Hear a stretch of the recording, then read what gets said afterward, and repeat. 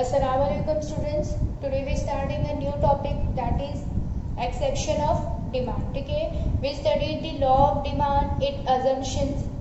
Okay, now we are going to study exception of that law of demand. Okay, exception क्यों होता है? I already explained you कि in each and every law there is assumption as well as exception. Okay, the situation, the condition where the law will not be applicable at any cost.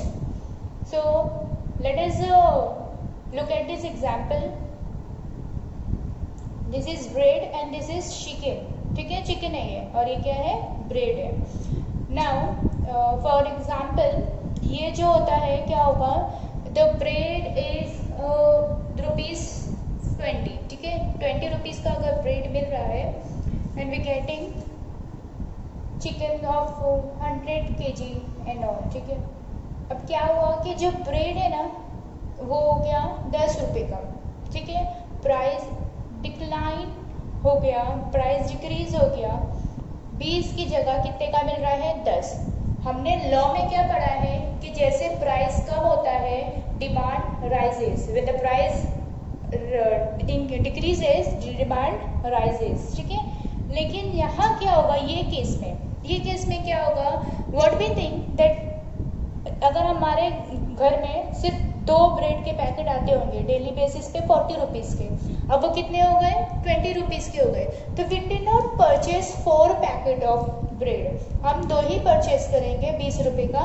और जो 20 रुपये का हमें फ़ायदा हो रहा है ना, वो 20 रुपये में लेके हम लोग यहाँ पर 20 रुपये डाल देंगे.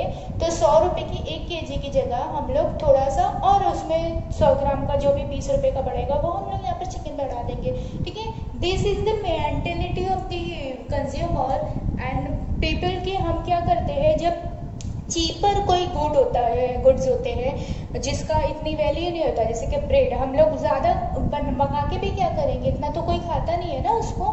तो हम क्या करते हैं, अगर इसका प्राइस कम होता है ना तो our demand does not increases. Okay, हमारा डिमांड उतना ही रहता है. But what we do, we collect this money from this, इसमें से जो पैसा बचा हुआ है we included in this chicken and all और मटन वगैरह जो हम लोग बहुत शौक से खाते हैं. Okay, so this is known as Gibson's paradox.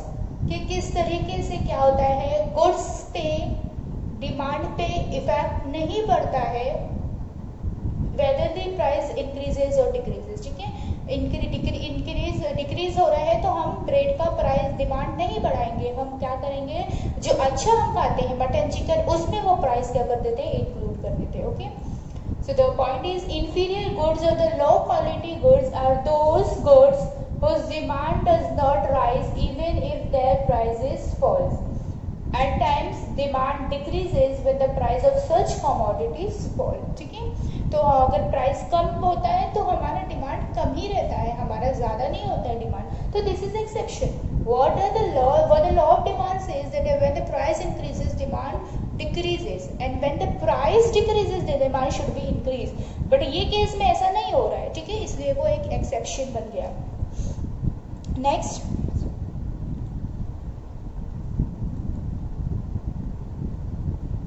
Okay, diamond. What is this, this is diamond. तो डायमंड क्या है, अभी मैं आप लोगों को बता चुकी थी दैट गुड्स का है ना पैराडॉक्स ऑफ वैल्यू. कौन सा गुड्स कितने in exchange, value in exchange and value in use है, तो दैट इज प्रेस्टीज गुड्स. इनका प्राइस भी बढ़ जाएगा ना तो we do not stop buying it, है ना. अगर आप देखने जाएंगे कि गोल्ड का प्राइस बढ़ रहा है डे बाय डे, अगर आप देखेंगे तो बढ़ते जा रहा है. But for the fame, for the मतलब एक अच्छा लगता है ये जो भी है, पीपल बाय इट. बाय मतलब उसको डिमांड को आप देखेंगे गोल्ड डायमंड का इतना प्राइस हाई है, लेकिन क्या कोई ने बाय करना छोड़ दिया. गोल्ड का इतना प्राइसेस हाई हो जाता है, लेकिन शादी वगैरह के टाइम पे हमें वो खरीदना ही खरीदना होता है. Okay, so this is the एक हमारा शो ऑफ बोल सकते हैं हम लोग, या जो भी बोल सकते हैं. It is the need society का जो है हमें दिखाना रहता है. We have to maintain the societies जो भी रहता है आप लोगों का. So that is prestige goods के जो अच्छे गुड्स होते हैं, क्वालिटी ऑफ गुड्स होते हैं या ऐसे गुड्स होते हैं जो दिखावे में आते हैं, तो उसका प्राइस बढ़ भी जाए then also demand never decreases. ठीक है, अभी अगर आप देखेंगे तो इतना इंक्रीज हो गया है प्राइस, तो हमें 40,000 तक चला गया था, तो क्या लोगों ने गोल्ड खरीदना बंद कर दिया? नहीं, शादी है तो खरीदते ही नहीं खरीदेंगे। ठीक, तो this is the point. Expensive goods like diamond, gold, etc. are status symbol. So rich people buy more of it even when the prices are high. उनको तो स्टेटस मेंटेन करना है ना, भले कुछ भी कर ले उन लोगों को, तो वो हाई प्राइस पे भी वो चीज़ वो लोग खरीदेंगे। ठीक है, next this is again if you remember future, है ना। सो that is expectation of future price. उसको हम ये पार्ट में एक्सेप्शन में क्या बोलेंगे? स्पेक्यूलेशन। ठीक है, वी नोइंग इट कि अभी है ना बकरा ईद आ रही है ना, तो एंड टाइम पे क्या होगा, बकरों के प्राइस बहुत ज़्यादा बढ़ जाएंगे। ठीक है, हालांकि अभी भी बढ़े हुए हैं, बट जब जैसे जैसे ज़्यादा ईद करीब आएगी तो the price of that gold will increase more, तो हम क्या करेंगे, अभी खरीद लेंगे। ठीक है, तो ये एक स्पेकुलेशन होता है, एक ना एक्सपेक्टेशन होता है, एक कंज्यूमर का अंदाज़ा होता है कि in future the price will for sure rise, so we will demand more at the high price also. Okay, vice versa, if we for sure about that the price will decrease in future, so we will never demand more even the low price at present. Okay, so this is the law of demand does not hold true when people expect prices to rise still further. ठीक है, तो ये हमारा expectations होता है। Okay, this is the branded clothes होते हैं, shoes होते हैं, this all are the branded, कि ये ब्रांड है आपकी, है ना। सो हम क्या करते हैं, हाँ ये ब्रांड है ना, तो हम मॉल में से खरीदेंगे, उधर से खरीदेंगे, ब्रांडेड खरीदना चाहिए ताकि हाँ दिखना चाहिए ना कि she wear he wears branded clothes and all. ठीक है, सो इसका प्राइस हाई भी रहेगा तो भी हम खरीदेंगे। क्यों? क्योंकि आवर मेंटेलिटी इज दैट कि महंगी चीज़ खरीदने से क्या होता है, वो हमारे अच्छी चलती है ना। वही हम थोड़ी सस्ती चीज़ खरीदेंगे तो वो जल्दी खराब हो जाएगी, वो टिकाऊ नहीं रहती है। Okay, this are the mentality of the people. तो दैट इज प्राइस इल्यूशन, कि हमें पता है कि वो चीज़ महंगी है but still we are buying. हम मॉल जाते हैं तो हम मॉल से चीज़ें खरीदते हैं, क्यों? क्योंकि हमें मालूम है कि हाँ ये जल्दी बढ़ेगी, ये ज़्यादा चलेगी, है ना। वही चीज़ अगर आपको फुटपाथ पे मिलेगी तो वी डू नॉट बाय। क्यों? अरे चलेगी कि नहीं चलेगी, पैसा फेंक के क्या फ़ायदा, हालांकि वो कम प्राइस में अवेलेबल है। तो this are the mentality and price relation of the consumer, के उसको ऐसा रहता है कि ज़्यादा प्राइस की जो रहती है चीज़ वो अच्छी चलती है, कम प्राइस की अच्छी नहीं चलती है। तो this is the price relation. And the point is, consumer have an illusion that high price goods are of better quality, therefore the demand for such goods tends to increase with the rise in their price. Okay, और rise भी होगा तो बोलो कोई खरीदेंगे, branded है ना बाबा, that's why.